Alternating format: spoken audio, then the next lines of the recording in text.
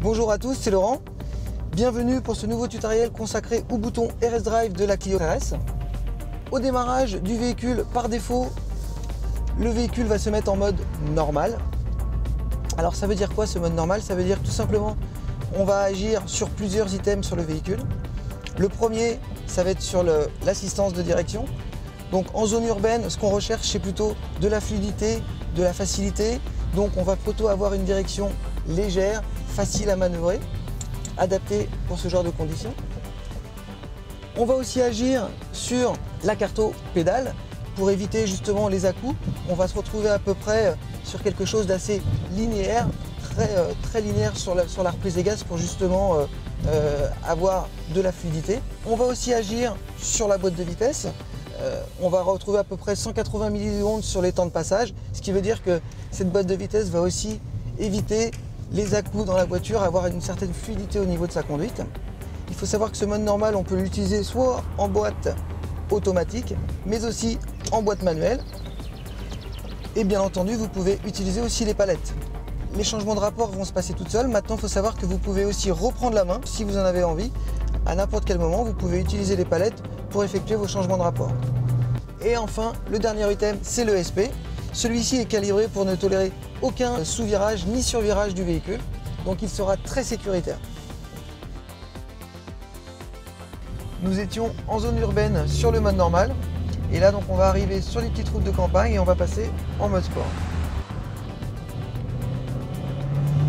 Donc sur ce mode sport, on peut utiliser donc soit en drive, soit en manuel comme maintenant, où là on peut tout simplement utiliser le levier pour effectuer les changements de rapport, ou bien les palettes à gauche pour rétrograder et à droite pour augmenter les rapports.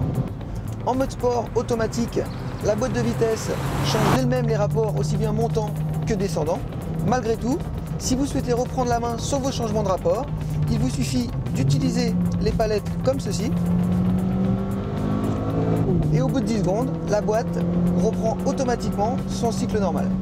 Donc cet ESP en mode sport va agir sur les seuils d'intervention en sous-virage et en sur-virage, avec des seuils qui vont être un petit peu plus permissifs, où là on va donner la main quand même au client pour sentir un petit peu l'équilibre de sa voiture. Ce mode sport va agir sur le tuning de direction. On va donc passer d'une direction assez légère et assez linéaire en mode normal à une direction plus lourde et plus consistante qui va apporter du bénéfice en conduite sportive sur route de campagne. Également, ce mode sport va agir sur la carto-pédale puisqu'on va passer d'une mode très linéaire à une mode beaucoup plus agressive avec beaucoup plus de dynamisme sur les posées de pied, comme ceci on peut le voir.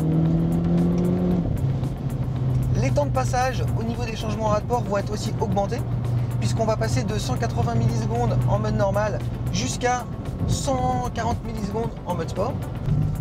Et pour finir, donc ce mode sport va agir sur la sonorité de l'échappement, où là on va retrouver une sonorité plus sportive avec, dans certains cas, des ravalements au niveau des rétrogradages.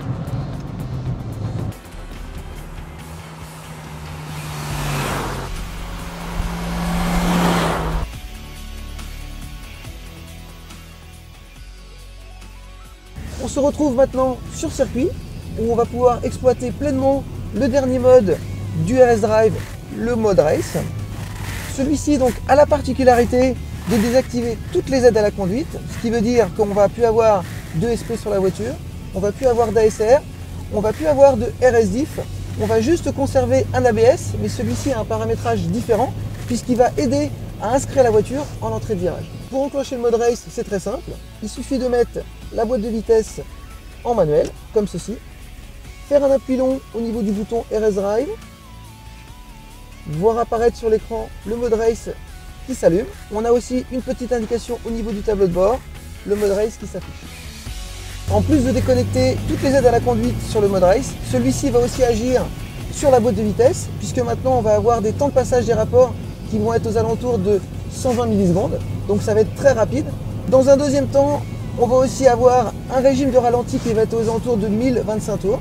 On ne va plus avoir aussi de rampage au niveau du mode ralenti, c'est-à-dire que je vous fais voir, on est arrêté, là on peut enlever le pied du frein et la voiture reste immobilisée.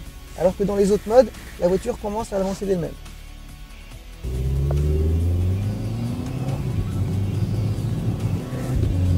Au niveau de la carte pédale, on va conserver donc un mode très agressif, avec pas mal d'à-coups au niveau des posés de pied, pour vraiment avoir le plus possible de réactivité à la reprise des gaz. Ce mode va aussi agir sur la direction assistée, puisque là on va conserver, comme sur le mode sport, une direction lourde et plus consistante, beaucoup plus appropriée à un usage sur circuit. Un point important dont il faut que je vous parle, cela concerne la boîte de vitesse. Dans ce mode-ci, la boîte de vitesse va se comporter comme sur une boîte mécanique, ce qui veut dire que vous allez vraiment pouvoir passer tous vos rapports jusqu'au régime de rupteur, comme ceci. Voilà. Et donc, c'est vraiment au pilote de prendre la main là-dessus et de passer lui-même ses rapports. Le rupteur, je passe mon rapport.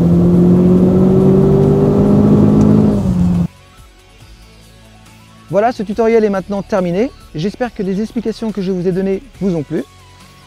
Un dernier conseil toutefois, si votre véhicule est équipé du RS Monitor, vous pouvez personnaliser comme moi deux paramètres qui sont le tuning de direction, choisir une direction légère ou une direction lourde, et la carte aux pédales.